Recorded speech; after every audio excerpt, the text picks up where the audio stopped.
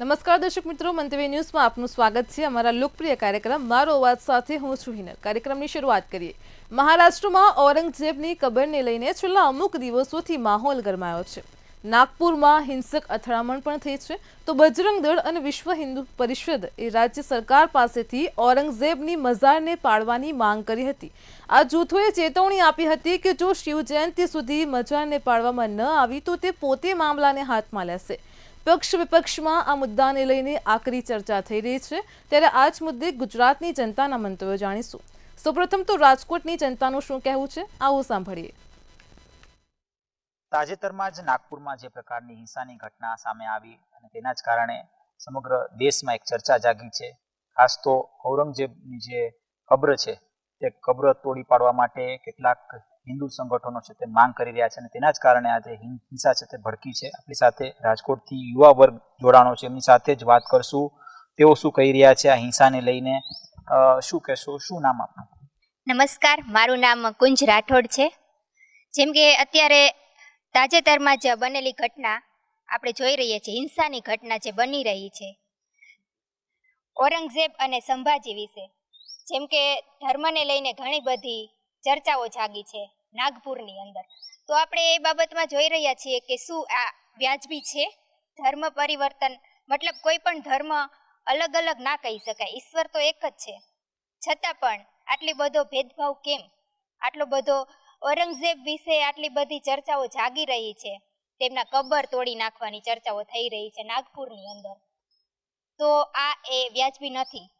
ભલે ધર્મ ગમે તે હોય, મુસ્લિમ હોય, ચાહે હિન્દુ હોય, શીખ હોય, ઈસાઈ હોય, કોઈ પણ ધર્મ હોય, પણ આપણે ગમે એમ તો માણસ જ છીએ।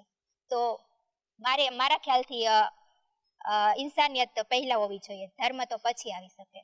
આપ શું કહેશો? શું નામ આપનું? અને વારંવાર ક્યાંક ને ક્યાંક ધર્મના નામ પર આવી પ્રકારની હિંસા અવારનવાર થાય છે, જે અત્યારે ચર્ચા ચાલી રહી છે, આ ચર્ચા વિશે શું? इकबाल साहब कहने गया है कि मजहब नहीं सिखाता आपस में बैर रखना है, मजहब नहीं सिखाता आपस में बैर रखना। हम हिंदी है, हम वतन है, ये हिंदुस्तान हमारा। આપણો જે દેશ છે ભારત એક સાર્વભૌમ રાષ્ટ્ર છે, અહીંયા દરેક ધર્મ સમાન છે અને આપણા દેશમાં આ પ્રકારની જે ધાર્મિક હિંસા ઘણીવાર જોવા મળે છે એ કોઈ રીતે યોગ્ય નથી। આ પ્રકારની હિંસા હોવી જ ન જોઈએ કે આપણે કોઈ જે ઇતિહાસની ઘટના બની ચૂકી છે એમાં આપણે કોઈ પરિવર્તન તો કરી શકવાના નથી, પણ એના નામ ઉપર આપણે જે અત્યારે વર્તમાનની જે પરિસ્થિતિ છે એને વધારે બગાડીએ કે આપણે આપણી જ રાષ્ટ્રીય જે સંપત્તિઓ છે એને નુકસાન પહોંચાડીએ, આપણી ધરોહરોને નુકસાન પહોંચાડીએ, આપણા ઇતિહાસને બદલવાનો પ્રયત્ન કરીએ, એ યોગ્ય નથી। પછી એ ગમે તે ધર્મનો હોય, કોઈ કબર હોય, કોઈ મંદિર હોય, એને તોડવાથી કંઈ નવું સારું થવાનું નથી, પણ એનો અર્થ એ નથી કે આપણે આપણો ઇતિહાસ ભૂલી જઈએ। ઇતિહાસ યાદ હોવો જોઈએ, એનું સ્વમાન હોવું જોઈએ, ગૌરવ હોવું જોઈએ, બધી વાત યોગ્ય છે, પણ એના નામ ઉપર ઘણા જે ત્રાસવાદી તત્વો છે એ ફાવી જાય છે। જ્યારે આ પ્રકારની કોઈ ધાર્મિક હિંસા ઊભી થતી હોય કે હુલ્લડ ને એવું ફાટી નીકળે છે, ત્યારે જ ઘણીવાર જોવા મળતું હોય કે જે બીજા અરાજક તત્વો છે, ત્રાસવાદી તત્વો છે, એ પોતાનું એમાં ફાવી જાય એ પ્રકારનું કરતા હોય અને એ જ ધર્મના નેજા નીચે પોતાના જે કાર્ય છે એને પૂરા કરવા માટે એ હિંસાને વધારે ઉગ્ર બનાવતા હોય છે। તો જ્યાં લગી થઈ શકે ત્યાં લગી આપણે આ બધી વસ્તુથી દૂર રહેવું જોઈએ અને આ હિંસા કદાપી યોગ્ય નથી, આ ન જોવી જોઈએ। રાષ્ટ્રીય સ્વયંસેવક સંઘ દ્વારા પણ એક નિવેદન આવ્યું છે, આ પ્રકારનું હિંસા ન થવી જોઈએ, શું કહેશો આ નિવેદનને? સ્વયંસેવક સંઘના જે કહેવાય ને કે જે આદર્શો છે એ હંમેશાથી એ જ રહ્યા છે કે રાષ્ટ્ર સર્વોપરી છે, દેશ સર્વોપરી છે અને દેશની અંદર દરેક ધર્મ સમાન છે અને આ કારણે આ પ્રકારની હિંસા ન જ થવી જોઈએ। કારણ કે જ્યારે આ હિંસા થાય છે ત્યારે આપણી ધરોહરોને નુકસાન પહોંચે છે, આપણી જે સંસ્કૃતિ છે એની એક ખોટી છાપ ઊભી થઈ છે કે એક તરફ આપણે વિશ્વ બંધુત્વની વાત કરીએ છીએ અને બીજી તરફ આપણે જ આપણા ઘરની અંદર ધર્મના નામે લડી રહ્યા છીએ, જ્ઞાતિ જાતિના નામે લડી રહ્યા છીએ। તો આ બધી વસ્તુ છે એ આપણી અંદર જે રાષ્ટ્રીય એકતા છે, જે આપણી સાર્વભૌમકતા છે, એને બધી વસ્તુને નુકસાન પહોંચાડી રહી છે, જે ન હોવું જોઈએ। શું કહેશો? ખાસ તો શું નામ આપનું? અને આ પ્રકારની ઘટના જ્યારે સામે આવે ત્યારે લોકોના મનમાં પહેલો શું વિચાર આવે? મારું નામ હિતેન્દ્ર પટેલ છે કે આપણે આવી બાબતોમાં કંઈ વિશેષ ધ્યાન ના આપવું જોઈએ। આજે સાયન્સ અને ટેકનોલોજી દેશ પાસે ઘણા બધા પ્રશ્નો છે કે જેને પાસે આપણે સાયન્સ અને ટેકનોલોજીમાં જોઈએ તો સુનિતા વિલિયમ અને એ 4 વ્યક્તિને યાન દ્વારા જે ફસાયા હતા છતાં પણ એમને વાપસ લઈ આવ્યા. અમેરિકામાં ઉડતી કારનું સંશોધન થઈ ગયું. લંડનમાં જે બાળકો અંધ જન્મે તો એમને આંખેથી દેખાય. તો આવી ક્ષેત્રમાં ધ્યાન આપવું છે. આપણા દેશમાં આ સિવાયના ઘણા પ્રશ્નો છે. બેકારી છે, ગરીબી છે, ભૂખમરો છે, સુસાઇડ, આપઘાતો, ખેડૂતો અને યુવાનો, વિદ્યાર્થીઓ. આજે કોટા છે તો એ યુવાનો વિદ્યાર્થીઓનું આપઘાતનું હબ છે. તો આવા પ્રશ્નો ઘણા છે. તો આવા પ્રશ્નોમાં યુવાનોએ અને જે ભણેલ ગણેલો વર્ગ છે એમણે ધ્યાન આપવું જોઈએ. બાકી તો આ જે બન્યું છે એ મારી દ્રષ્ટિએ જરાય વાજબી નથી. જે આપણા દેશ માટે અને પ્રગતિ માટે સાચા પ્રશ્નો છે એના વિશે આપણે ધ્યાન આપવું જોઈએ. આપ શું કહેશો? શું નામ આપનું? અને ખાસ તો અવારનવાર ક્યાંક ને ક્યાંક આવી ચર્ચાઓને લઈને હિંસા જાગતી હોય છે. વર્તમાનમાં જે છાવા મૂવી આવી છે અને આ મૂવીને લઈને ક્યાંક ને ક્યાંક કેટલાક યુવાનો અહિંસાના રાહ દોરાણા છે એવી પણ ચર્ચા છે. તો શું લાગે છે, ખરા અર્થમાં આ મૂવી જોઈને હિંસા ભડકાઈ શકાય કે કેમ? મારું નામ છે હિરલ મારુ અને આ છાવા મૂવી આવ્યું તે પછીથી આ લોકો વધુ ઉશ્કેરાયા છે. તો એવું કરવું યોગ્ય નથી લાગતું, કારણ કે મૂવી એ જ કોઈ પણ આવતી હોય કે એ લોકોને સમજાવવા માટે હોય કે આપણો ઇતિહાસ સમજાવે છે કે ઇતિહાસ જે હતો એ દોરા, પણ એવું એ ઇતિહાસને લઈને કોઈ એવા હુલ્લડ ઉપાડે છે તો એવું કરવું યોગ્ય નથી લાગતું. કારણ કે ધર્મ બધા સમાન જ છે અને બધા એ દેશ આપણે અત્યારે મોદીજી કહે છે કે આપણું ભારત એક છે આપણે, તો એવી રીતના બધા ધર્મો પ્રત્યે બધા ધર્મો હોય છે. તો કોઈ પણ ધર્મ પ્રત્યે એવું કરવાનું જરૂરી નથી હોતું. તો એટલા માટે આવા હુલ્લડો ન ઉપાડવા જોઈએ અને એમાં ઘણા લોકો ઘાયલ પણ થયા છે. તો આવા જે આવા તત્વો હોય છે એ આ કોઈ પણ પ્રકારે રાહ જોઈને જ બેઠા હોય છે કે કોઈ પણ મોકો મળે એટલે હુલ્લડો ઉપાડે છે, પણ આવું કરવું ના જોઈએ, આ યોગ્ય નથી. આપ શું કહેશો? ખાસ તો રાષ્ટ્રીય સ્વયંસેવક સંઘ દ્વારા પણ એક નિવેદન એવું આપવામાં આવ્યું કે આ પ્રકારની જે ઘટનાઓ છે તે સમાજ માટે ખૂબ જ ગંભીર કહેવાય અને હિંસા ન થવી જોઈએ. સરકાર પોતાનું કામ કરે છે, સિસ્ટમ પોતાનું કામ કરે છે. હું તો કહીશ કે આપણો દેશ વિવિધતામાં એકતા માનનારો દેશ છે. એ આવા કોઈ જ્યારે કિસ્સાઓ બનાવ બનતા હોય છે ત્યારે તે ખાલી કહેવા પૂરતું જ રહી જાય છે. આપણા દેશમાં જાતિવાદ, ધર્મવાદ, કોમવાદ જેવા અનેક બનાવો, ઘટનાઓ બનતી હોય છે. આ સાવા મૂવીમાં આપણે જોયું ત્યારબાદ ઔરંગઝેબની કબ્રનો જે મુદ્દો બની રહ્યો છે, બરોબર, તો તેને એ ક્ષેત્રમાં ક્યાંક ને ક્યાંક આપણે રાજકીય લોકોના રાજકીય રોટલા પણ શેકાતા જોવા મળે છે. તે લોકો આમાં લાભ લેતા હોય છે. બે કોમ અને જાતને લડાવીને પોતાના મત બટોરતા હોય છે.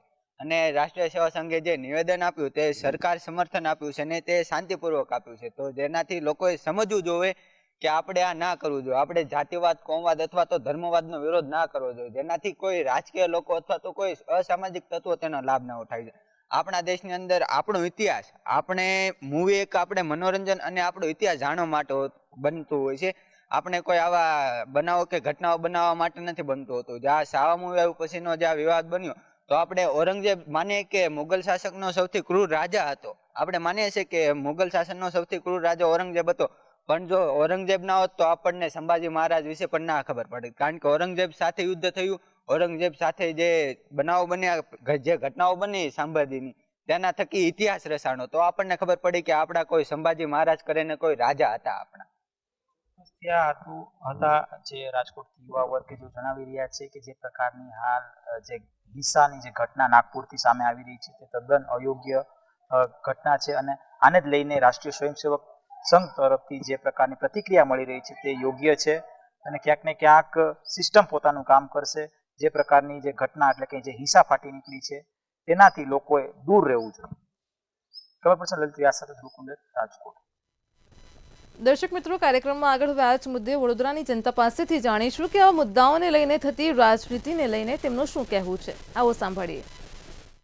મંદિર મસ્જિદના તૃષ્ટિકરણમાં વોટ બેંકની રાજનીતિ હવે દેશમાં ક્યાંક ને ક્યાંક સ્થિર થઈ રહ્યું એમ લાગે છે. નાગપુરની અંદર જે પ્રકારે વિશ્વ હિન્દુ પરિષદ અને બજરંગ દળ દ્વારા ઔરંગઝેબની કબર તોડવાનું જે વિવાદિત નિવેદન હતું, ત્યારબાદ નાગપુરમાં હિંસા પણ ફાટી નીકળી. આ તમામ બાબતો વચ્ચે આરએસએસના પ્રચારક જે છે તેઓનું કહેવું છે કે ઔરંગઝેબનો જે પ્રસંગ છે એ અત્યારે પ્રસંગોચિત છે. હવે અતીતને, જે અતીતમાં થઈ ગયેલા બનાવો છે, અતીતમાં જતા રહેલા લોકો છે, તેને યાદ કરીને તેના પર રાજકારણ ન રમવું જોઈએ. ત્યારે અતીતના મુદ્દાઓને ભૂલીને નવી વિકાસની રાજનીતિ કરવી જોઈએ. આ મુદ્દે વડોદરાના કેટલાક નાગરિકો આપણી સાથે જોડાયા છે. આ તમામ નાગરિકોનો શું મંતવ્ય છે આ બાબતને લઈને તેમની સાથે વાત કરવાનો પ્રયાસ કરીશું, તેમના મંતવ્ય જાણીશું. સૌથી પહેલા દેશની અંદર જે પ્રકારની સિસ્ટમ થઈ રહી છે, હવે અતીતના મુદ્દા નહીં ઉખાડીને રાજનીતિ સ્પષ્ટ સારી કરવી જોઈએ એવું ક્યાંક ને ક્યાંક સંઘના પ્રચારક પોતે કહી રહ્યા છે. આપનું શું મંતવ્ય છે આ વિષયને લઈને? સાચી વાત એમણે પણ કરી છે કે આપણે અત્યારે વિશ્વગુરુ તરફ જઈ રહ્યા છે, વિશ્વગુરુ બની રહ્યા છે. સાથે આપણે જૂની જે વાતો છે એને ભૂલી જવી જોઈએ. જૂના ભૂતકાળમાં જે થયું વસ્તુ બરોબર છે કે જે થઈ ગયું ઔરંગઝેબનું કબર વોટેવર જે પણ હોય એને ભૂલી જાઓ, પણ હવે આપણે વિશ્વગુરુ તરફ જઈ રહ્યા છીએ અને આગળ વધવું હોય તો તમારે બધું ભૂલી અને ડેવલપમેન્ટમાં વિચારવું પડે. આપણે કેટલું ડેવલપમેન્ટ કરીશું તો આપણે 1 થી 7 કે 1 થી 5 ની અંદર વર્લ્ડ લેવલે આપણે પહોંચી શકીશું. એટલે મારા ખ્યાલથી આ બધું અતીત ભૂલી જવું જોઈએ અને આપણે આગળ વધવાની કોશિશ કરવી જોઈએ. ટેસ્લા, સ્પેસવોક અને વિશ્વગુરુની વાતો વચ્ચે આ પ્રકારની રાજનીતિ, આપનું શું મંતવ્ય? કેમ કે આ વિધાન ક્યાંક ને ક્યાંક સમગ્ર સમાજને અસર કરે એ પ્રકારનું વિધાન સંઘ તરફથી આવ્યું છે. આ વિવાદ મહારાષ્ટ્રનો છે, મરાઠાઓનો છે. એક મરાઠા લાખ મરાઠા જેનું કે છે. અફઝલ ખાનની કબર પ્રતાપગઢ પર શિવાજી મહારાજે જ બનાવેલી હતી. ઔરંગઝેબની કબર પણ ત્યાં બનાવેલી. આજ સુધી કોઈ પણ મરાઠા સત્તાધીશોએ એ કબર તોડવાની પ્રયત્ન નથી કર્યો. એનું મુખ્ય કારણ શું? અમે બતાવવા માંગીએ છીએ, અમે મરાઠાઓ બતાવવા માંગીએ છીએ કે આ જે દિલ્હીની સલ્તનત છે, જ્યારે અમારી સંસ્કૃતિ પર મરાઠાઓ પર અત્યાચાર કરશે ત્યારે એની કબર અમે મરાઠા અહીંયા જ મહારાષ્ટ્રમાં ખોદી દઈશું અને ખોદેલી કબરને પ્રતીક રૂપે રાખીશું, જેથી કરીને આવતા જમાનાના લોકો જોઈ શકે કે જો અમારી સંસ્કૃતિ પર અમારા એના પર હુમલો થશે તો અમે એમની કબર ગાળવા સક્ષમ છે. પહેલી વાત એ થઈ. બીજી વાત કે આના પર રાજનીતિ કેમ કે દિલ્હીની સત્તા કોઈ ઈચ્છતી નથી કે એમને દાટી દેનારા લોકો જે મહારાષ્ટ્રમાં બેઠા છે એમની પબ્લિસિટી થાય, એમની વાત લોકો સુધી પહોંચે એ નહીં. એટલે દિલ્હીની સત્તા ઈચ્છતી નથી, એટલે દિલ્હીની સત્તા એને તોડવા માંગે છે. એ વાત સાચી છે, પણ આને યાદ કરવું કેમ? આપણે વાત કરી રહ્યા છે કે ભાઈ આજે જ અમે પેપર વાંચતા હતા, પેપરમાં એવું આવ્યું કે આપણી જીડીપી ગ્રોથ વધી રહી છે પણ ગરીબી ઓછી નહીં થઈ રહી. ગરીબી પણ વધી રહી છે, એની જોડે ગરીબોની સંખ્યા વધી રહી છે. આપણે જે મુદ્દાઓ પર કામ કરીએ, શિક્ષા પર આપણે કેટલી વાત કરી રહ્યા છે, આપણી ચર્ચાઓ શિક્ષા પર કેમ નહીં થઈ રહી? આપણી ચર્ચાઓ આપણા હોસ્પિટલ્સ પર, આપણા એના પર કેમ નહીં થઈ રહી, જેનાથી લોકોને ફરક પડે છે? આ ફક્ત મુદ્દા ભટકાવવાની વાત કેમ કરી રહ્યા છો તમે લોકો? અમને જોઈએ છે કે અમને તમે સારું શું આપી શકો છો એની વાત કરો. અમે ડેવલપમેન્ટમાં અમે તમને કેવી રીતે સહાય બનીએ એ અમે કહેવા માંગીએ છીએ, પણ અમને એ નહીં પૂછતા, પણ અમને ક્રોધિત કરવામાં આવે છે, અમને લોકો જોડે ઝઘડવામાં આવે છે. આ બંધ થશે કે નહીં અમને ખબર નથી. સરકાર આના પર કંઈક કામ કરે એવું કદાચ હવે RSS પણ ઈચ્છે છે. ચોક્કસથી સાહેબ, બહુ સરસ વાત કરી ભાઈ કે જે રીતે જીડીપીની વાત છે, સમાજના સુખાકારી માટે આરોગ્ય અને શિક્ષણ ખૂબ મહત્વની વાત છે. આ તમામ સ્પર્શથી સમાજને સીધી રીતે ટચ થતી વાતોને સાઈડ પર મૂકીને ક્યાંક ને ક્યાંક મતોના તુષ્ટિકરણની રાજનીતિ, અને એમાં પણ પ્રખર હિન્દુ સંગઠન હોય RSS એના પ્રચારકનું આ પ્રકારનું વિધાન, આપ કઈ નજરે જુઓ છો? શું છે આપનું મંતવ્ય? RSS એના મંતવ્ય પર, RSS એમના વ્યૂ પોઈન્ટ પર, વિચારધારા પર કાયમ છે. જ્યારે રામ મંદિરની વાત હતી ત્યારે રામ મંદિરની જ વાત હતી, રામ ભગવાનની વાત નહોતી. આજે આપણે મંદિરને એ લોકોએ બીજા એક મુસ્લિમોના સ્થાપત્યથી રિપ્લેસ કર્યું છે અને જે એમના રાજા હતા, એમ્પરર હતા, એ એમ્પરરને એ લોકોએ સાઈડ ટ્રેક કર્યો છે. એટલે RSSની વિચારધારા બહુ ક્લિયર છે. એ જે કહે છે એની પાછળનું ગૂઢ મહત્વ જો તમે ના સમજી શકો તો એનો કોઈ લોજિક નથી. RSS શું કહે છે? હિમાલયની દક્ષિણે અને સમુદ્રની ઉત્તરે, હિમાલયની નીચે અને સમુદ્રની ઉપર એવું પણ કહી શકાય. દક્ષિણમાં અમારે સમુદ્ર છે અને ઉત્તરમાં અમારે હિમાલય છે એવું પણ કહી શકાય. એવું પણ કહી શકાય કે આપણે વિશ્વના સૌથી મોટા પર્વતની નીચે પ્રોટેક્ટેડ છે અને આપણો પોતાના નામનો સમુદ્ર છે. 7 મહાસમુદ્રમાં એક પણ સમુદ્ર કોઈ પણ દેશ કે કોઈ પણ ખંડના નામ પર નથી. આપણી પાસે જ એક એવું છે, હિન્દુ આપણે એવા છે કે જેના નામે આખો સમુદ્ર છે. કઈ રીતે વાત રજૂ કરવામાં આવે છે, જો એ તમે નહીં સમજો તો RSSની જે વિચારધારા છે એ તમે નહીં સમજી શકો. RSS તમારી પાસે શું કરાવવા માંગે છે તમે નહીં સમજી શકો. યા તો તમે એમના સમર્થનમાં આવશો યા તો તમે એમના ગુસ્સામાં આવશો. બેવ સંજોગોમાં, સમર્થનમાં પણ અને ગુસ્સામાં પણ, RSS જે ઈચ્છે છે એ થવાનું છે.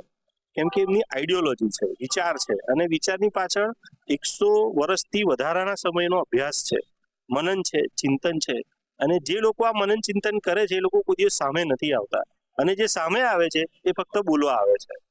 વિષય એ રીતે પણ લઈ શકાય કે આરએસએસ ના મોહનજી ભાગવતે રામ મંદિરના ઉદ્ઘાટનમાં બહુ સચોટ ટિપ્પણી કરી હતી કે મને જે કહેવામાં આવે છે ને હું બોલી રહ્યો છું, મારા મનથી નથી બોલી રહ્યો. એ બહુ સૂચક વાક્ય હતું એનું.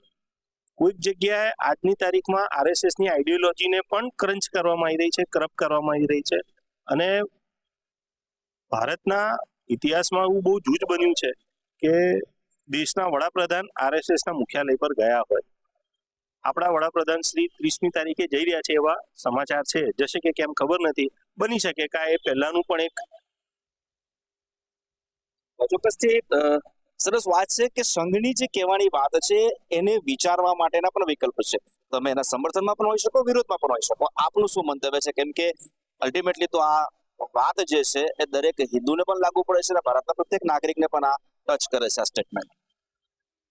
Kerala files, Kashmir files, Sabarmati express કે છાવા, આ એક જે પાછળના સત્યો આજની યુવા પેઢી સમક્ષ ઉજાગર થઈ રહ્યા છે અને એના લીધે જે યુવા પેઢીનો આ એક ગુસ્સો છે એક સહજ છે અને એક સ્વાભાવિક છે, પણ એ પ્રતિક્રિયાની અત્યારે આટલો ઉગ્ર સ્વરૂપની કોઈ જરૂર નથી. સ્વાસ્થ્ય, શિક્ષણ અને રોજગાર મહત્વ અત્યારે એ છે અને અત્યારે એ નીતિ પર જ દેશ અને સરકાર આગળ વધે એ વધુ સૂચક અને વધુ જરૂરી છે. પાછળનું સત્ય ઉજાગર થવું પણ એટલું જ જરૂરી છે. ઇતિહાસ આજની યુવા પેઢીને સમજ આવવો અને સત્ય પાછળના છુપાયેલા સત્યો સમજ આવવા પણ એટલા જ જરૂરી છે, પણ એની લીધે ધાર્મિક ઉન્માદ જરૂરી નથી. ધાર્મિક ઉન્માદ જરૂર નથી ને ક્યાંક ને ક્યાંક આ સમગ્ર વિધાનની અંદર એ જ વાત છે કે ભૂતકાળ અતીત એટલે કે ભૂતકાળની જે વાતો છે એને શું કામ આગળ કરીને રાજકારણ રમવું જોઈએ? રમવું હોય અને રાજકારણ જો કરવું હોય, રાજનીતિ જ કરવી તો અનેક એવા મુદ્દાઓ છે જેના ઉપર કરી શકાય. આરએસએસ નું આ વાચન સૂચક વાક્ય છે, શું કહીશું? સૌથી પહેલા તો હું એવું કહીશ કે જે પ્રમાણે આપણે ભૂતકાળની વાતો કરીએ છીએ ના કરવી જોઈએ. લોર્ડ મેકોલે અહીંયા આવીને એજ્યુકેશન સિસ્ટમ બદલી જાય છે, ત્યારે નવી સિસ્ટમ અહીંયા ગોઠવવામાં આવે છે, ઇતિહાસ એના અંદર મૂકવામાં આવે છે, આપણે એ પણ વાંચીએ છીએ. પણ હવે જ્યારે પ્રશ્ન મુસ્લિમ કમ્યુનિટી પર આવે છે ત્યારે જ આ બધા પ્રશ્નો કેમ એવું? કેમ સહનશક્તિ ખાલી ફક્ત હિન્દુએ જે બતાવવી જોઈએ? તમે બ્રોડ માઇન્ડેડનેસ જો તમે કહો છો તો તમારે બી તો રાખવો જોઈએ ને. તમારામાં શિક્ષણનો અભાવ છે એટલે આ ઉત્પાદ થાય છે. તમારામાં શિક્ષણનો અભાવ છે એનું એવું છે કે બહારથી આવેલા આક્રાંતાઓ અહીંયા એને રાજા બન્યા. જો એમના પાસે એટલી સક્ષમતા હતી તો એ જ્યાંથી આવેલા તે એને કેમ ડેવલપ ના કરી શક્યા? અને આપણે આઈડિયોલોજી આ લોકો એની માને છે કે જે એના બાપનો નહીં થયો ના એના ભાઈનો થયો છે, અને એની ખબર માટે અહીંયા હૈયાપીઠ રુદન કરે છે. આ લોકો કેટલું યોગ્ય છે? ચોક્કસથી આ તમામ બૌદ્ધિક વર્ગ વડોદરાનો છે તેઓનું સ્પષ્ટ માનવું છે કે ધાર્મિક ઉન્માદ હોય કે પછી અનેક બાબતો હોય, પરંતુ જે રીતે હિન્દુ સંસ્કૃતિને ઉજાગર કરવા માટેના જે પ્રયાસો કરવામાં આવે છે થવા જોઈએ, જેથી કરીને આવનારી પેઢીને પણ ખબર પડે કે કેટલી ભવ્ય સંસ્કૃતિનો વારસો આ પેઢી લઈ રહી છે. પરંતુ આ તમામ બાબતો વચ્ચે દેશમાં અનેક એવા મુદ્દાઓ પણ છે જે મુદ્દાઓને આગળ કરીને આરોગ્ય, શિક્ષણ, જીડીપી જેવા અનેક મુદ્દાઓ જેને આગળ કરીને રાજનીતિ પણ થવી જોઈએ. પરંતુ આ તમામ બાબતો વચ્ચે અત્યારે નાગપુરમાં જે સ્થિતિ થઈ છે એ સ્થિતિને થવા માટે સરકાર પણ વિચારણા હાલ તો કરી રહી છે. કેમેરા પર્સન કેતન સિંધે સાથે તુષાર પટેલ, મંતવ્ય ન્યૂઝ, વડોદરા.